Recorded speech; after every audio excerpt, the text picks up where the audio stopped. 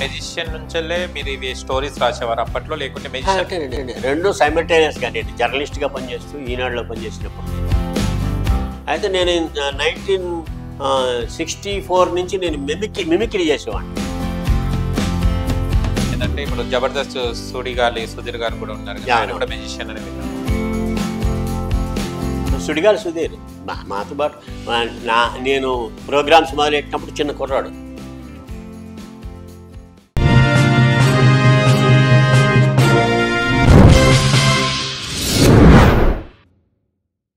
ఆయన చూస్తే మెజిషియన్ కూడా మీరు, అంటే మెజిషియన్ నుంచెల్లే మీరు ఇవి స్టోరీస్ రాసేవారు అప్పట్లో, లేకుంటే మెజిషియన్? రెండు సైమల్టేనియస్గా నేను జర్నలిస్ట్గా పనిచేస్తూ ఈనాడులో పనిచేసినప్పుడు నేను అక్కడికి డాక్టర్ బివి పట్టాభిరామ్ ప్రముఖ మెజిషియన్. ఆయన ఈనాడులోని ఒక ఫీచర్ రాసేవారు, మాయా వినోదం అని, మ్యాజిక్ సీక్రెట్స్ చెప్తూ. అప్పుడు మా సెక్షన్కి వచ్చి ఆ ఆర్టికల్స్ ఇచ్చేవారు, అక్కడికి వచ్చి చిన్న చిన్న మ్యాజిక్లు చేసేవారు.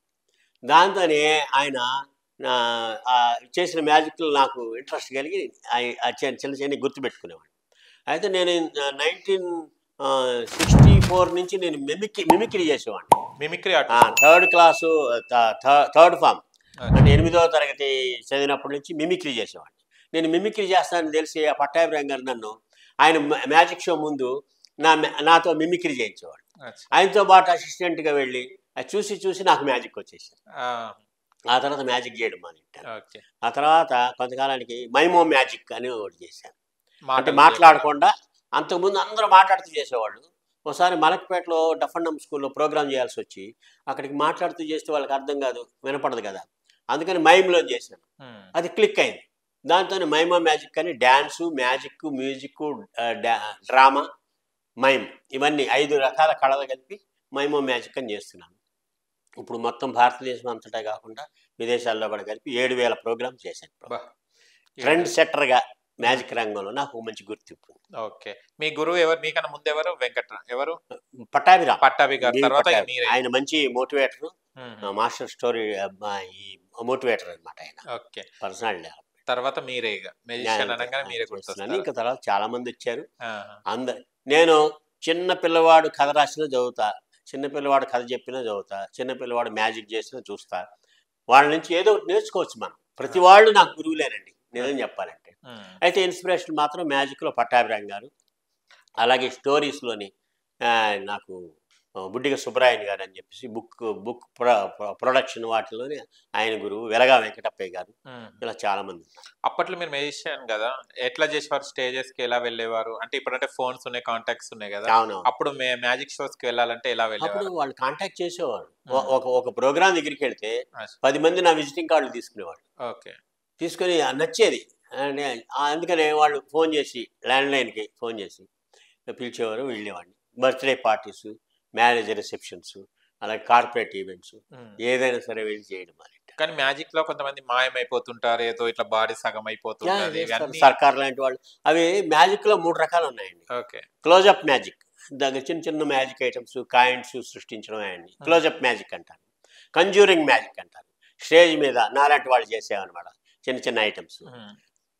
తర్వాత ఇల్యూజన్ మ్యాజిక్ అంటారు, సర్కార్ లాంటి వాళ్ళు చేసే, మనిషిని పడుకోబెట్టి కట్ చేసి 2 ముక్కలు చేసి అతికించడం, మనిషిని గాలిలో మాయం చేయడం, అవన్నీ సర్కార్ లాంటి వాళ్ళు ఇల్యూజన్ మ్యాజిక్. అంటే ఇల్యూజన్ మ్యాజిక్ చేయాలంటే లక్షల మీద వ్యవహారం, ఎంత ఇన్వెస్ట్ చేస్తే అంత పెద్ద మ్యూజిషియన్ కింద లెక్క, ఎక్విప్మెంట్ ఉండాలి. అందుకని దానికి మన వాళ్ళు పే చేసే అంత స్తోమత ఉండదు. బర్త్డే పార్టీలోని 5,000 నుంచి 10,000, 20,000, 25,000 మ్యాక్సిమం ఇవ్వగలుగుతారు, కానీ అంతకంటే ఎక్కువ ఇవ్వలేదు. ఆ ఇల్యూజన్ షో చేయాలంటే అది తీసుకెళ్ళడానికి ₹1,00,000 ట్రాన్స్పోర్ట్గా సరిపోతుంది. అందుకని దాన్ని ఇన్వెస్ట్ చేయగలిగిన వాళ్ళే ఇల్యూజన్ మ్యాజిక్ చేస్తారు. మాలాంటి వాళ్ళు ఈ సూట్ కేస్ మ్యాజిక్ వెళ్ళి చేయడం, హ్యాపీగా అందరిని ఎంజాయ్ చేసేట్టుగా చేయటం అన్నమాట. అంటే మేము కూడా ఇది విన్నాం ఏంటంటే, ఇప్పుడు జబర్దస్త్ సుధీర్ గారు కూడా ఉన్నారు కదా, ఆయన కూడా మెజిషియన్ అని విన్నాము. అవును, మీకు ఐడియా ఉందా? సుడిగాలి సుధీర్ మాతో పాటు నేను ప్రోగ్రామ్స్ మొదలెట్టినప్పుడు చిన్న కుర్రాడు, విజయవాడలోని వచ్చి కలిసేవారు. గురువు గారు చాలా బాగా చేస్తున్నారని అసిస్టెంట్గా వచ్చి చేసేవాడు. ఆ తర్వాత బాగా స్కిల్స్ ప్రాక్టీస్ చేశాడు. స్కిల్స్ ప్రాక్టీస్ చేసి తర్వాత హైదరాబాద్ వచ్చిన తర్వాత అలీ దగ్గర మ్యాజిక్ నేర్చుకొని ఆ తర్వాత జబర్దస్త్కి వెళ్ళి మంచి బాగా చేస్తున్నాడు తను. అంటే అతని ప్రొఫెషన్ అటు ఇంకా ఫీల్డ్కి బుల్లితెరకి వెండితెరకి అప్పుడు ఎలా ఉండేవాళ్ళు మీతో సుడిగాలి సుధీర్ గారు? ఏ ఏజ్ లో కలిసారు మీకు? ఏమండి ఎంత ఉండే ఏజ్ సుడిగాలి సుధీర్ గారిది? కుర్రాడు స్కూల్లో చదువుతున్నాడు. స్కూల్లోని మొత్తం 9th క్లాస్ 10th క్లాస్ అప్పటి నుంచి తెలుసు. మాది విజయవాడ, నేను పుట్టి పెరిగింది విజయవాడే తంది కూడా. వాళ్ళ మామయ్య పరశురామ్ అని ఉన్నాడు, అతను నాకు ఫ్రెండ్. ఆ పరశురామ్తో వచ్చి కలిసేవాడు అనమాట. అట్లాగే అంటే తర్వాత ఉత్తేజ్ సినిమాల్లోని ఉత్తేజ్ అని ఉన్నాడు. అవును, సైడ్ క్యారెక్టర్. శివ సినిమాలోని యాదగిరి క్యారెక్టర్ క్యాంటీన్ బాయ్. అతను 10 ఏళ్ల పాటు నా సూట్ కేసు పట్టుకుని నాతో పాటు అసిస్టెంట్గా పనిచేశాడు. అట్లాగా చాలా మంది ఉన్నారు, చాలా మంది. ఓకే, ఇప్పుడు మంచి స్థాయిలో ఉన్నారు. అయితే నేనేం చేశానంటే మ్యాజిక్ని స్టోరీ టెల్లింగ్ని మిక్స్ చేశాను. అంటే పుట్టిన స్టోరీస్ చెప్తూ రకరకాల ఎక్స్ప్రెషన్స్ వాయిస్ మాడ్యులేషన్తో చెప్పడమే కాకుండా అది మ్యాజికల్ మిక్స్ చేస్తే ఎలా ఉంటుందని చెప్పేసి చేసి వాల్యూ ఎడ్యుకేషన్ ఏమని చెప్పడం, ఒక చిన్న మ్యాజిక్ చేసి. ఓకే, కార్డ్స్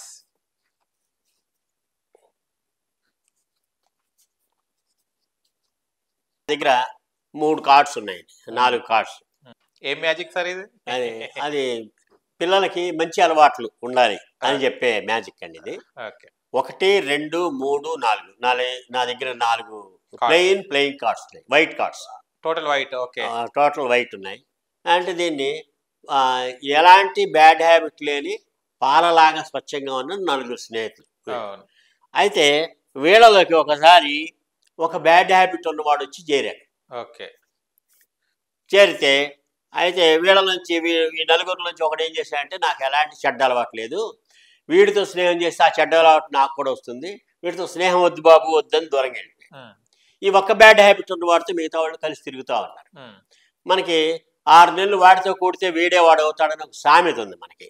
ఆ సామెత ప్రకారం 6 నెలలు కాదు కానీ 6 రోజులు వీడితో కలిసి తిరిగేసరికి మిగతా వాళ్ళకి ఒక్కొక్క చెడ్డ అలవాటు వచ్చింది. వైట్ ఉండే కదా సార్? అవును. ఆ తర్వాత వీడి చెడ్డ అలవాటు మిగతా వాళ్ళకి వచ్చేసింది. తర్వాత ఇంకా కొంతకాలానికి 5 చెడ్డ అలవాట్లు వచ్చి వీళ్ళలో చేరాడు. అప్పుడు వీళ్ళలోంచి ఈ ఒక చెడ్డ అలవాటు ఉన్నాడు ఏం చేశాడంటే, నాకు ఎలాంటి ఒకే చెడ్డ అలవాటు ఉంది,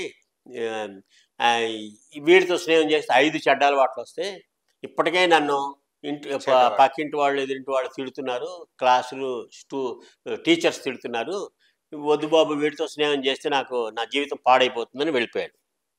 అయితే ఈ 5 చెడ్డ అలవాటు ఉన్నతో మిగతా వాళ్ళు కలిసి తిరుగుతూ ఉన్నారు. మళ్ళీ మన సామెత ప్రకారం 6 నెలలు వాడితో కూడితే వీడేవాడు అవుతాడని సామెత ప్రకారం 6 వారాలు వీడితో తిరిగేసరికి 5 చెడ్డ అలవాట్లు వచ్చింది. దీన్ని బట్టి మనకేమర్థం అవుతుంది, మంచి వాళ్ళతో స్నేహం చేయండి, చెడ్డ వాళ్ళకి దూరంగా ఉండండి. మీ మెసేజ్ కరెక్ట్. బాగా చదివే వాళ్ళతో స్నేహం చేస్తే మనం కూడా బాగా చదవాలని కాంపిటేటివ్ స్పిరిట్ ఉంటుంది. స్కూల్ డుమ్మా కొట్టి పరీక్షలు సరిగా రాయని వాళ్ళతో తిరిగామనుకోండి, మనం కూడా అలాగే ఉండాలనే అభిప్రాయం కలుగుతుంది. ఇది మెసేజ్. కానీ మీరు మెసేజ్ చెప్పేంత వరకు కానీ అవి ఎట్లయినాయి సార్ అవి అంటే అది మ్యాజిక్. ఇది నేను మ్యాజిక్ ఫన్ స్కూల్ అని పెట్టి సమ్మర్లోని ఈ సిటీలోని ఒక 8 చోట్ల సమ్మర్ క్యాంపులు పెట్టి 5,000 మంది పిల్లలకి ఫ్రీగా మ్యాజిక్ నేర్పించాను. ఓకే, ఇందాక చెప్పాను కదా, మ్యాజిక్ నేర్చుకోవడం వల్ల ఈ స్టోరీ టెల్లింగ్ వల్ల పిల్లల్లో ఆత్మవిశ్వాసం పెరుగుతుంది, సెల్ఫ్ కాన్ఫిడెన్స్. తర్వాత వాళ్ళకి స్టేజ్ ఫియర్ పోతుంది. స్టేజ్ ఫియర్ పోవడం అంటే స్టేజ్ మీదకి వచ్చి ఉపన్యాసాలు దంచడం కాదు, క్లాస్ రూమ్లోని వాళ్ళకి ఏదైనా అర్థం కాకపోతే టీచర్ని ధైర్యంగా నిలబడి అడిగే కెపాసిటీ వస్తుంది వాళ్ళకి. అది స్టేజ్ ఫియర్ పోవడం అంటే. అంటే ఇమాజినేషన్ పవర్ పెరుగుతుంది మ్యాజిక్ వల్ల. ఇన్ని క్వాలిటీస్ ఉన్న అంచేత పిల్లలకి 5,000 మంది స్టేజ్ ఎక్కి మ్యాజిక్ చేయక్కర్లా, వాళ్ళ కాన్ఫిడెన్స్. తర్వాత మూఢనమ్మకాలకు దూరంగా ఉండటం, మూఢనమ్మకాలతో వాటిని ఉపయోగించుకొని మోసం చేసే వాళ్ళకి లోబడకుండా జాగ్రత్త అలర్ట్గా ఉండడానికి ఈ మ్యాజిక్ పనికి వస్తుంది. అలాగే ఈ మొన్న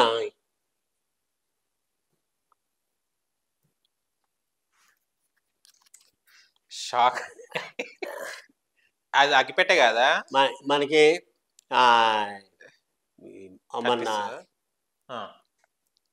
మన కరోనా వచ్చినప్పుడు అందరూ ఇళ్ళకి పరిమితం అయిపోయారు, లాక్డౌన్. అయితే ఇళ్లలోని కూర్చొని వాళ్ళు కాలక్షేపం కోసం ప్లేయింగ్ కార్డ్స్ ఆడడం మొదలెట్టారు. ప్లేయింగ్ కార్డ్స్ సరదాగా ఆడితే పర్లేదు, కానీ క్లబ్కి వెళ్ళి డబ్బులు పెట్టి ఆడితే అది గ్యాంబ్లింగ్, జూదం.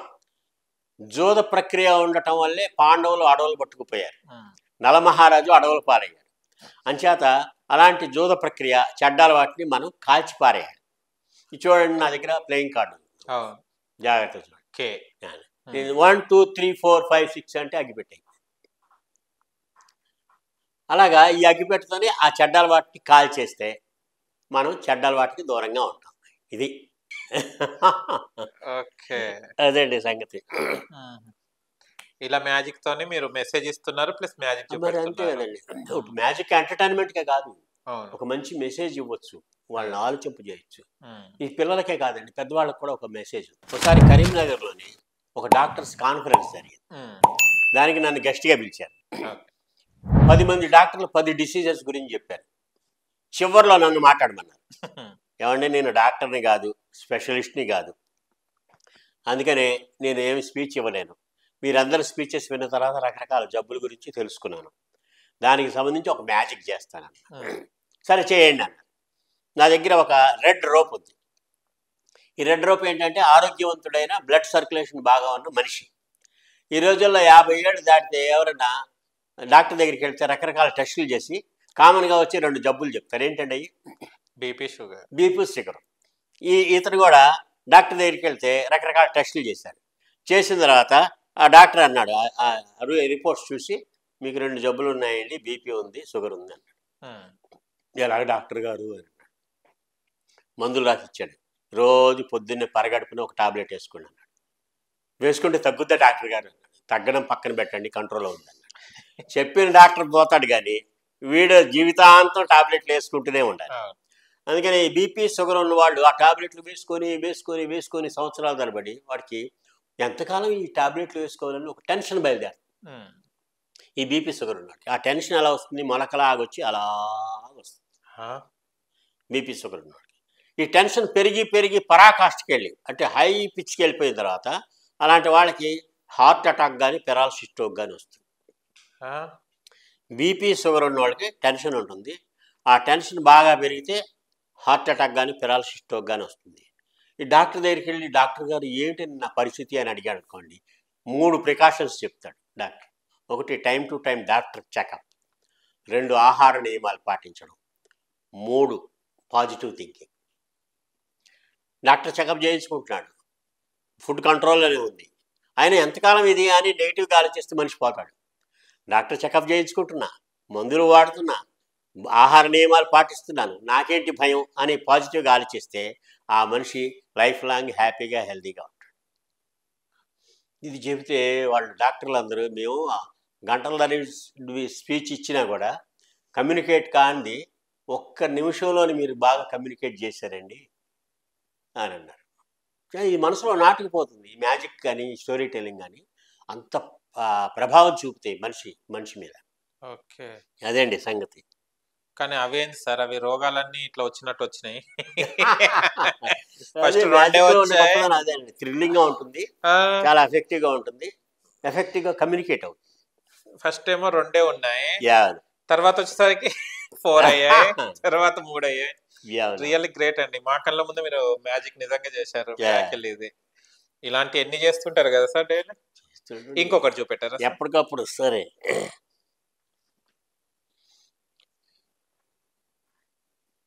ఈ మ్యాజిక్తోనే కథలు చెప్పడం అనేది పిల్లలకి పెద్దవాళ్ళకి చాలా మందికి బాగా చక్కగా ఆసక్తికరంగా ఉంటాయండి.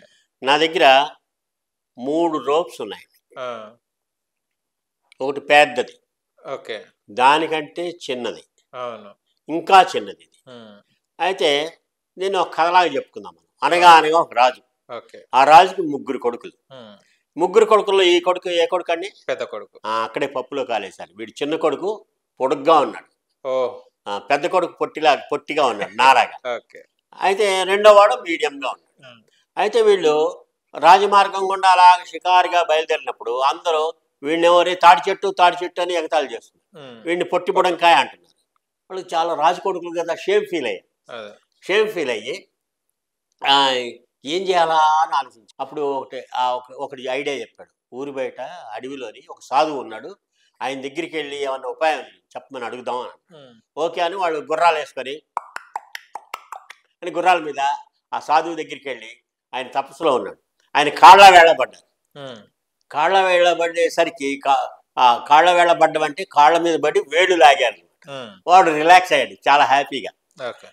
వస్తున్నారా, ఏమి మీ కోరిక అన్నాడు. స్వామి, మమ్మల్ని అందరూ ఎగతాళి చేస్తున్నారు, మాకేమైనా మార్గం చెప్పండి అన్నాడు. అయితే నేను ఒక మంత్రం చెప్తాను, మ్యాజిక్ మంత్రం.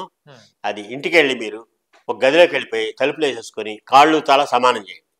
ఆ మంత్రం చదవండి 3 సార్లు, కాళ్ళు జాడించండి, ఏం జరుగుతుందో చూడండి. సరే అని చెప్పేసి వాళ్ళు మరి గుర్రాల మీద మళ్ళీ ఇంటికి వచ్చేసారు. ఒక గదిలోకి వెళ్ళారు. ఈ పొట్టిగా ఉన్న పెద్ద కొడుకు ఈ కాళ్ళు తల సమానం చేశాడు. తర్వాత ఈ చిన్న కొడుకు పొడుగ్గా ఉన్నవాడు కాళ్ళు తల సమానం చేశాడు. ఈ మధ్యలో వాడు కూడా కాళ్ళు తల సమానం చేశాడు. తర్వాత ఆ మంత్రం ఏంటంటే అబ్రకదబ్రా అబ్రకదబ్రా అబ్రకదబ్రా అబ్రకదబ్రా అని చదివి కాళ్ళు జాడించారు. ముగ్గురు ఈక్వల్ అయ్యారు. 1 2 3 ముగ్గురు ఈక్వల్ అయిపోయారు. ఇప్పుడు వాళ్ళు షికారుగా బయటికి వెళ్తే, బాబు మీలో పెద్ద కొడుకు ఎవరు చిన్న కొడుకు ఎవరు అని అడగడం మొదలెట్టారు. అయ్యో, ఇంతకు ముందు పొడుగ్గా ఉన్నవాడు చిన్న కొడుకు, పొట్టిగా ఉన్నవాడు పెద్ద కొడుకు అని తెలుసు, ఇప్పుడు ఇంకా కన్ఫ్యూజ్ చేస్తున్నాడు మమ్మల్ని, వద్దు ఇంతకు ముందే బాగుందని వాళ్ళు మళ్ళీ గదిలోకి వెళ్ళిపోయి అబ్రకదబ్రా అని చెప్పేసి చదివి మళ్ళీ కాళ్ళు జాడించారు. ఎవరి సైజు వాళ్ళకి వచ్చేసింది.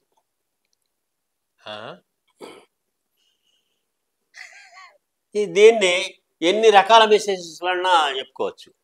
అంటే హిందూ, ముస్లిం, క్రిస్టియన్స్ 3 మతాలు ఉన్నాయి కదా, మేము గొప్ప అంటారు. అక్కడ ఢిల్లీలోని అంతర్జాతీయ మత సమ్మేళనం జరిగింది. వాళ్ళందరూ లోపలికి వెళ్ళారు. పెద్ద వాళ్ళు వచ్చి స్పీచెస్ ఇచ్చారు. వాళ్ళు మైండ్ సెట్ని మార్చేశారు. వాళ్ళు బయటకు వచ్చేసరికి అందరూ సమానమే అని అనుకున్నారు. మళ్ళీ ఎవరి ఊళ్ళకి వాళ్ళు వెళ్ళిపోయిన తర్వాత మళ్ళీ మైండ్ సెట్ మారిపోయింది. అంటే టెంపరీ అనమాట. అలాంటి మెసేజ్లు కూడా ఇవ్వచ్చు. ఇట్లాగా చేయొచ్చు మనం తప్పకుండా. ఓకే, సూపర్ అండి. మిరాకిల్ సూపర్ గా ఉంది. Thank you.